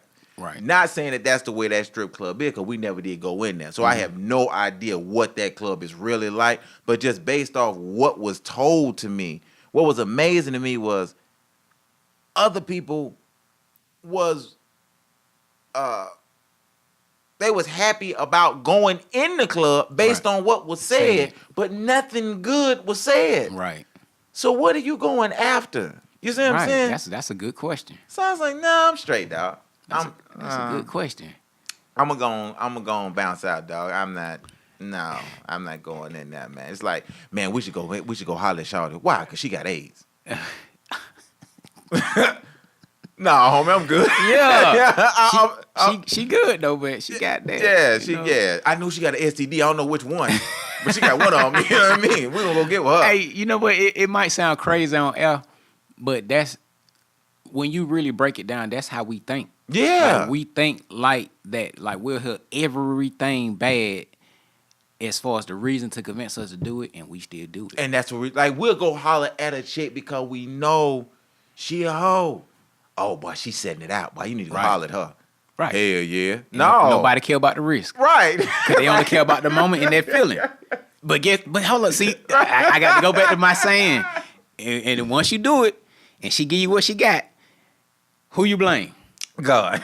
God for it. You see what I'm saying? This makes sense. This makes sense. We always blame, because so many people who have caught STDs. In situations like this, I want to be clear, because, we got the people who may watch this and be like, oh, that ain't always what happened, and you ignorant or whatever the case may be. We speaking specifically about this situation. Don't add nothing else. Don't take away nothing else. Don't compare nothing else. But a person who willfully deals with a situation where they know these risks, and then it happened, and then after it happened, they mad at God because it happened. But everything that the person said should have made you be like, I'm good. But I mean, I tell you what's crazy. So right now there's a study that's out that says Atlanta HIV rate is on par with it's an epidemic in Atlanta of HIV cases, new HIV cases that's on par with third world African countries. That's why I'm abstinent right there. Right, boy. Single and abstinent. I'm gonna make that clear. So I got several people that's coming in to interview. One guy is an infection doctor. He's a doctor who studies infections. Right. Because I know I'm saying that title wrong. Right. So he's a doctor who studies infections. And I asked him, because I had read the story, because actually I saw it on the news. And the guy name is Dr. Carlos. He's of Emory University. So I called down, and when I saw it on the news, the first thing I said was, oh, no, that's some bullshit. No, we ain't that bad. Y'all just trying to make black people look bad and all this. So I called down there, you know what I mean? I'm gonna holler at Dr. Carlos, you know what I'm talking about?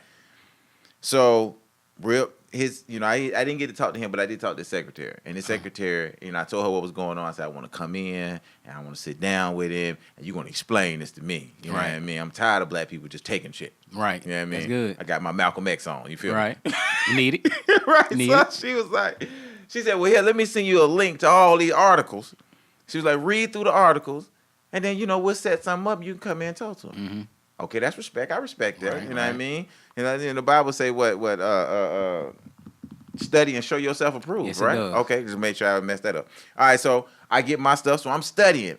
And I ain't gonna lie to you, I'm reading this stuff and I'm thinking, okay, this starting to make sense. I ain't gonna lie to you. Right. But, so then I talked to the other doctor who's an infection specialist. I asked him, and he said, yeah. He said he can see where that's the case, right? So I asked him, I said, well, what's the problem? I mean, we're not a third world country. Right. You know what I mean? We're a developed country. We're one of the most developed cities in the United States. Why is that the case here? You know what his answer was? What's that? A lack of education. My people perish for the lack of knowledge. Yeah, lack of it. Dude, I said, okay, clearly I must be living in some sort of time warp. It's like maybe 285 has a time warp as you go from one exit to the next or something like that, dog, because... You might have said something right there, but go ahead. Yeah, dog, it's 2019 going on 20. Right. How do you not know how not to catch HIV? Like right now, the only excuse for catching HIV at this point that's completely legitimate is a blood transfusion. Right. Outside of that, you know how you gonna catch AIDS. Right. I mean, not AIDS, but you can't catch AIDS, but you will catch HIV. Right. Sex. So what I'm saying is it's drugs, needles or what have you, and unprotected sex. Right. Those are the two major ones. Right. And really, out of those two, the most prominent one, I would think, is unprotected sex. But who does not know not to have unprotected sex at this point? Clearly, a lot of people. I don't even think that they don't know. There you go.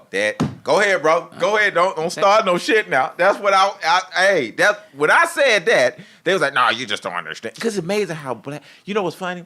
How white people will turn around. And I got a lot of white people that watch the show and that's on here, so they know, ain't no racist stuff. But it's amazing to me how white people will actually turn around and start defending black people. Like white people will turn and start saying, "No, there's a lot of black people that really just don't know. They have no idea." And I'm now I look like the Antichrist because I'm like, "No, these niggas know." You know what I mean? Of course, I don't call them niggas right at that point. I say that later on when I'm by myself or with some, with y'all. You know what I mean? But with them, I don't say niggas. But anyway, so I was like, "Nah, these niggas know. Mm-hmm. You know not to be doing that. You Right. do it anyway." Then they're like, "No, Earth, a lot of them though, they really don't know." Bullshit. And You know not to do that. This is why I agree too, and I'm gonna be real brief.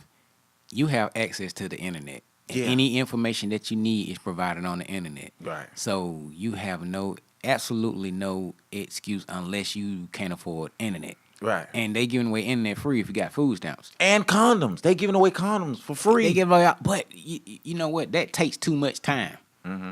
I think that we impatient. Mm-hmm. So when it's time, Mm-hmm. all the what makes sense gets thrown out the window, Mm-hmm. and we need to hurry up. You see what I'm saying? Man, you both can speak on this. I know from the past. Mm-hmm. Hey man, when it's time to go down, it's time to go down. It's time to go down, yeah. You know, nah, bro. And most of us don't have an in-home HIV test to check who we about to lay with. Mm-mm. Most of us don't even do that before we even date. So we automatically jump in it with risk. Mm-hmm. No, we do. What we do, we send them through that optical test. You know how it is. We look at her. Why she don't even look like she got AIDS? Oh man, we don't use that so many times, Right. man. Like we got X-ray vision or Right. something. Why she don't look? She didn't even look like she had Right. AIDS. She ain't coughed the whole time I was with her. Right. You know what I'm saying? Like the girl with AIDS look like the chick on Walking Dead. You know what I mean? Yeah. Her arm ain't fell off yet or nothing like that. But this was crazy though. These days, even if she did look like the girl from Walking Dead, if she shake right, they gonna still be like, bro, she might be alright. She might be straight, bro. I'll tell enough drinks, enough. Hey, Right. we gonna keep it real, right? Right. They still gonna go through with it, and then they walk around look like the Walking Dead. And Right. it's She God's too fault. healthy to have AIDS. Too healthy. Yeah, dog. Man, that stuff is. And I will say this: the good thing is, AIDS is they do have medicine out there to the point where it can get to the point to where it's unrecognizable. Yeah. But and that was my issue, or that is my issue with AIDS and HIV, is now the marketing behind HIV and AIDS. It used to be about preventing the disease. Now it seems like all the money is put toward maintaining the disease. Yeah. Like it's cool to catch it. You know Yeah. what I mean? And here we got this 1-a-day pills. Right. So you can continue your life as normal. And Just go get checked. Even seeing the phases of the approach with HIV, like you said, preventing, maintaining, and then it's like they went to the phase of, like you said, the 1-a-day pill. That's before. That's even before you get it. Let me take this pill to avoid you, to minimize the possibility of you getting it, because it don't stop it. You see what I'm saying? It just minimizes the possibility, but we don't never get to the point of talking about, or we stop talking about, just don't do that, period. You see what I'm saying? Because I think condoms ain't popular no more. Right. You see what I'm saying? So in order to stay relevant, we got to agree with what's popular. And I think that ties into the statement I said to you earlier. Every good idea ain't a God idea. So what's a good idea is, let's not promote safe sex. Let's just promote helping to maintain or fix the things that come as an aftermath of the possibilities after sex. So you take away the fear. Because I ain't afraid no more. Like, I'm like, if I do get some, I got a shot, I got a pill, and I got all this, so I'm straight. You see what I'm saying? And then you got the mentality that You only live once. So, hey, why not? Yeah, YOLO. Want to go and get some HIV too. You know what I'm saying? Mm-hmm. Pop some bottles and get some HIV tonight. Right. Let's do right. it. Right. That sounds crazy, but that's the mentality. Yeah, and it's happening on a day-to-day basis, Yes, man. sir. Like every day. I forgot I saw a study, but it was like some ungodly number of the amount of people who catch AIDS every hour. I can totally believe whatever the number is, I can believe it. Dog, that's crazy, dog. Like, I remember the first time I had an HIV test. Scared the shit out of me. Dude, I was so scared, dog. I'm talking about, I was praying. I was like, God, if I get through this, I swear to you, I will never, ever. I think everybody did that, right? You either did it from sex or you did it from drugs and alcohol. Like, it's been plenty of times I've been drunk and high and be like, God, if you just let me make it, I ain't gonna smoke no more. Right. Next weekend. Right. Smoking. True indeed. Again, you know what I mean? Or you at the lamppost of 559 and they Right. get to shooting through the club. If you just let me make it out of here this weekend, I'm never coming back. Right. Next weekend, you right back there. in the same spot again. Same spot. Mosley Park. Yeah. Every weekend. Mosley Park. Yes, sir. Yeah, we shooting every weekend. Every weekend. Still up in there, man. That's why I started my park events at Mosley Park, man. We used to. Yeah. Yeah, Mosley Park was off the chain. They had to shut that down. Yeah, they had to. They had to. Hey, but have you been around there lately? No. Oh, dog, man. That's coming up now, man. Yeah. Oh, man, dog. All that's coming up, man. I did a quick little post about it, man. Cause like that gentrification is happening to the South Side now. Yeah. You know what I mean? Like, if you got property on the South Side, don't sell your shit. Don't sell it. Don't sell your property, cause it's getting ready to be worth a lot. Do not sell your property on the South Side. But anyway, yeah. But by Mosley Park, man, you got $300,000-$400,000 homes now. Wow. Yeah, dog. Yeah. Yeah, they say everything is moving back inside the city. Because, like, there's even phrases for it now. You got OTP and ITP. Yeah, OTP outside the perimeter, ITP inside the perimeter. Yeah. You know what I mean? Belt line. Belt line. There it is. There it is. You, man. Whoo, don't get me. I know that's a whole. Yeah, don't get me to leave go that into alone, the conspiracy, man. dog. Leave that alone. It's gonna be deep. So let me ask this. Well, I know I know you got several things that's going on. Right. But when because I don't want to mention on air, but you got some things going on. So as we progress through, we like to bring you back on the show, and you can talk about those things because you building your things right now. Right. And once you get those built up, we definitely want to bring you back on the show and talk about how you built it. Right. You know what I mean? Instead of coming from the perspective of how things are going and all that kind of stuff. Because this show is all about the hustle. You know what I mean? Like this is my foundation right here. So when people say what the show is about, at the end of the day, this is what the show is about. It's about the hustle. I'm about trying to edify people in ways where they can support themselves or better themselves monetarily. Right. You know what I mean? Like, that's my church. Right. You feel me? Right. Get to this money, you know what I mean? And then be able to get to this money the right way, and you build your foundation the right way, and you spread it the right way to those who will reciprocate. Right. You know what I mean? So, anyway, that's why I'm with that. So when we bring you back, I want you to talk about how you built it. Right. Because I see what you're doing and what you have done to build it, and that's a story. Right. By itself. And a lot of people, once it's built, then they'll say, oh, well, he built that because boom, boom, boom. He had this, or he had that. They hadn't, that pit bull. That pit bull don't be playing no games. Boy, that pit bull protect everything. But they won't. They hadn't seen your struggle and what you went through to build this thing. Right. But I got a chance to see it, so that's what I want you to go into and talk about that part of that, man. I can briefly mention the hustles. I ain't not to get into detail, but I got Operation Defrost. That's a non-profit organization. Do mentorship for kids ages 5 through 12. I mean, the biggest issue in the city is the youth. Period. You know what I'm saying? So when God called me, He called me to deal with the youth. Period. You know what I'm saying? My introduction, even in '07 was with youngsters. You know, they used to, even I was like 3-4 years, maybe 5 years older than them when I was incarcerated, and they used to call me OG. You know, they called me Dread. I had locks back then before they cut them. But you know, I relate to them because the stuff they was currently doing, I had did.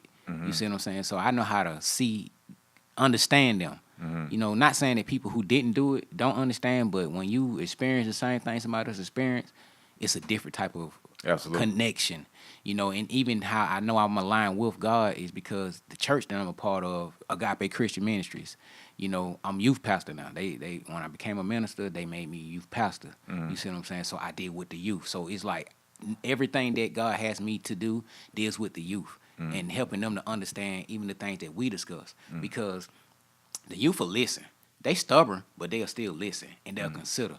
Adults, it's hard to get through adults because even now, in what we discuss, you'll have 1,000 reasons to disagree before you have one reason to agree on anything you said or I said. Just because that's just your nature. Your nature is to be rebellious. And the kids' nature are to be rebellious, but they're still sponges and they're still able to receive information to combat against their rebellious nature. Right. You see what I'm saying? And I know how to say, I never been afraid of anything, so I'm not afraid to go talk to them. Most people in my position, and this from experience, it's just not assumption. They don't want to deal with them. Right, yeah. They don't want to deal with them. I ain't got time for that. I pray for them. Yeah. We supposed to pray for them, but we supposed to still deal with them. That's why Christ, when he did what he did, he dealt with the sinners. He sat down and talked with them, chopped it up. He ain't say don't cuss. He ain't say don't do this. You know, that's why the Pharisees were like, how are you sitting with the sinners? Yeah. He said, I didn't come for the ones who are already healed. I came for the one who's sick. Right. That's what we supposed to be doing, helping out the ones who's sick. The one you heal, you got your mind straight, my mind straight. God don't deliver me from what I used to deal with. He don't deliver from what you used to deal with. So you can go help out the next man if they want to receive it. Right. But you are entitled to help. Right. At least try. Right. They don't receive it. Hey man, I tried. You. Right. You know what I'm saying? Everybody didn't want to. Once Jesus told them the requirements to walk with him, some folk went back home. This the Messiah. Right. So who am I? I'ma try. But I ain't gonna get mad if you decide to go back home and you don't want to receive it. Hey, that's cool, you know, and that helps keep me at peace. Right. Because now I know my goal is just to try. My goal ain't to succeed. You see, my goal is not to succeed. My goal is to try. Right. At the end of the day. Yeah. So. Well, I tell you, a lot of people won't be able to speak to them because they haven't walked that path. Right. Or even if you hadn't walked that path, you're not open enough to try to step in another person's shoes. Correct. Like you so stuck on the way that you do things, and your way is the only way, and that's the right way. So if they're not doing it your way, then it's wrong. Just like we was laughing the other day about the teenager who started shooting at the people because they didn't want to buy his water.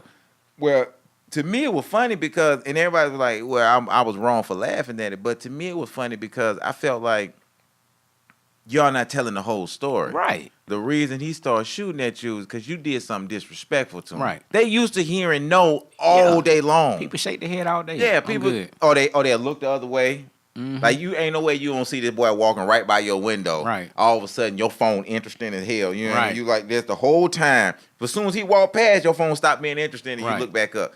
They see that all the time. Right. So for him to shoot at you, you did something. Like you told him go get a real job or I don't want your nasty ass water. Or you said something insulting to him.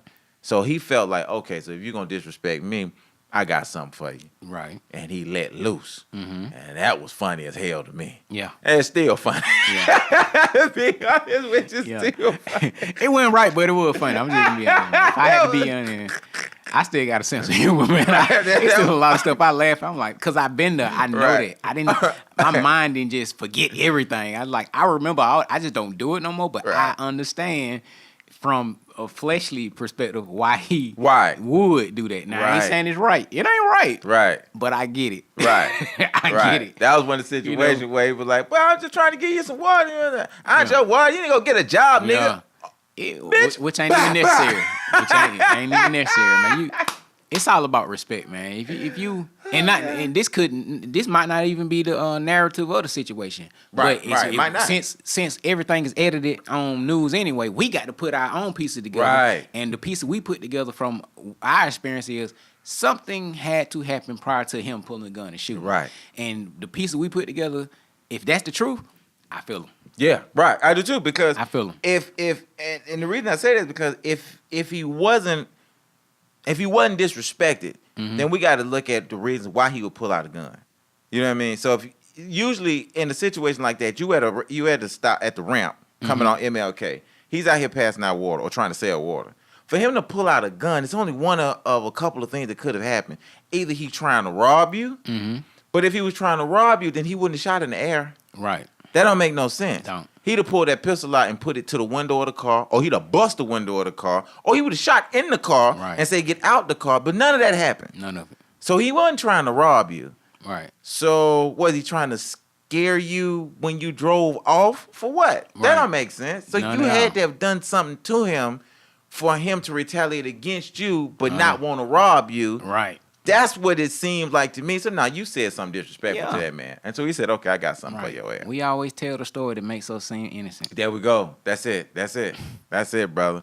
Well, look, man, it was an absolute pleasure Yes, sir. to have you in here, man. I can't wait to get you back in here. Right. Maybe we'll be able to get you and your affiliation. Okay. You know what I mean? To come in and let's really have a go for it. You know what I mean? Right. I had to steady up or something. Y'all ain't finna come in here and beat me to death. Oh, You know what I mean? man. Oh, wait a minute now, on the third. No, that ain't right. Wait a minute, hold on. I'm Man, it's cheating. all good, I got man. cliff notes. You know what I mean? Right. It's all good. But we'll bring them in, man. And again, this where can people come and hear you speak? Agape Christian Ministries, we're currently located 1136 Metropolitan Parkway. We do service on Sundays, 9:30 a.m. I speak on third Sundays as Youth Sunday. You know, shout out to my pastors, my shepherds, Pastor Karen Hill, Pastor Shamika Hill. They the realest. You know, we got a motto, man. It's a place of love. Agape is the ultimate love, and it's a place we don't wear no mask. Like mask off in here. Like if you come as you are, for real. And God deal with the real you, and that's what helps get people dealing with the real you, not that covered up makeup, covered, none of that, not literal makeup. We want to deal with the real you, Not the Instagram you. not the Instagram you, not the Facebook you, not the Twitter you. We want to deal with the real you that's struggling, and that's when God will help us to help you. You see what I'm saying? And that's what it is, man. I love what I do. I'm not your typical minister, as you can see. So I ain't gonna say don't judge me. Judge me all you want to. I don't care, man. You know, at the end of the day, I'm at peace. I know who I am, you know, and I know what I'm called to do. And because of that, can't nobody bother me with what they got to say. You know what I'm saying? So, but yeah, man, I definitely enjoy the hustle. You know what I'm saying? Absolutely. Well, y'all check him out. Yeah. You can see the links below. And that's it, man. Earth Web Show, man. 3 a.m. Yes, Y'all know sir. how we do. Keep your third eye open.